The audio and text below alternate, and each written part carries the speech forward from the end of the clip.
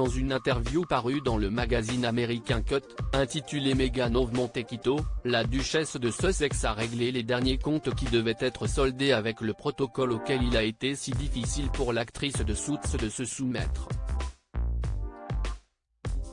Remontée mais toujours très calme, ce qui contraste avec la dureté des propos, Meghan Markle en avait notamment après ceux qui ont osé dire du mal de ses enfants tout en exigeant de contrôler leur image, et on la comprend. Meghan Markle, si vous voulez publier des photos de votre enfant, en tant que membre de la famille, vous devez d'abord les donner à la Royal Rota avant de faire partie de la famille royale. Meghan Markle était une jeune femme libre, indépendante financièrement, entourée et comme toutes les femmes de sa génération, elle gérait un blog et un compte Instagram auquel étaient abonnés des milliers de followers. Mais voilà, en entrant dans la famille royale, il a fallu à la jeune américaine se soumettre à un protocole qui gérait tout jusqu'à ses propres réseaux sociaux, ce qui n'était pas le plus compliqué à vivre, loin s'en faut. C'était un gros ajustement, un énorme ajustement pour passer de ce genre d'autonomie à une vie différente. L'amour qu'elle éprouve pour le prince Harry la motive à accepter cet ajustement, qui la prive de tout contact direct avec les gens, soit. Mais à l'arrivée des enfants, Archie le premier, la situation a clairement dépassé les bornes pour Meghan Markle.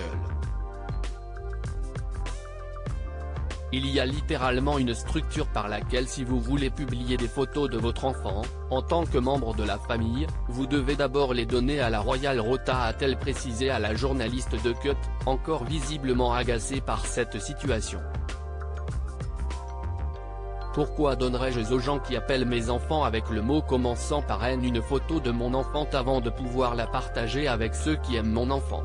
A-t-elle renchéri avant d'ajouter « Dites-moi en quoi cela a du sens et ensuite je jouerai à ce jeu ».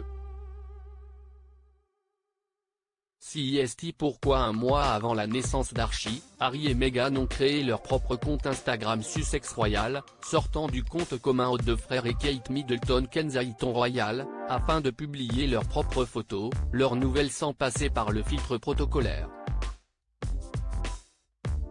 Loin d'être anecdotique, cette situation a largement changé la donne au sein de la fratrie composée d'Harry et de William.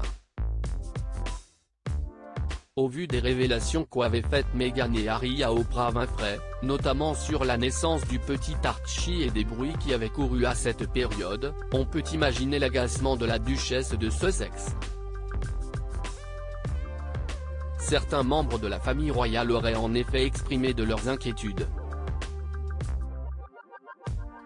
Quant à savoir à quel point sa peau serait foncée et ce que ça voudrait dire et à quoi ça ressemblerait, la mère de Meghan Markle ayant la peau noire, et Archie devenant le premier enfant métis de la famille royale britannique.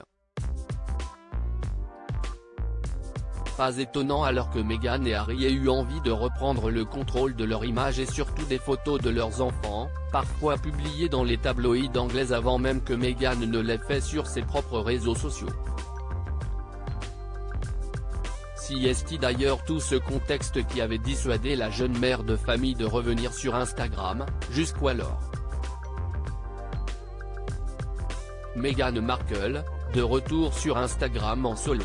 Mais au cours de l'interview pour Cut, elle a fait la révélation de son retour sur les réseaux sociaux, notamment compte tenu de la sortie de son podcast Archetype, dont le premier épisode est sorti la semaine dernière sur Spotify.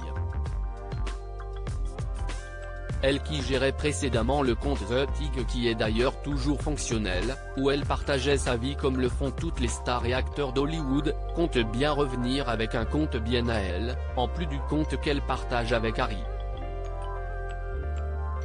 À présent qu'elle a repris sa liberté en main, dégagée de toute obligation royale et donc sans devoir rendre de compte, Meghan Markle compte bien reprendre possession de son image et de sa liberté de ton pendant qu'elle y est.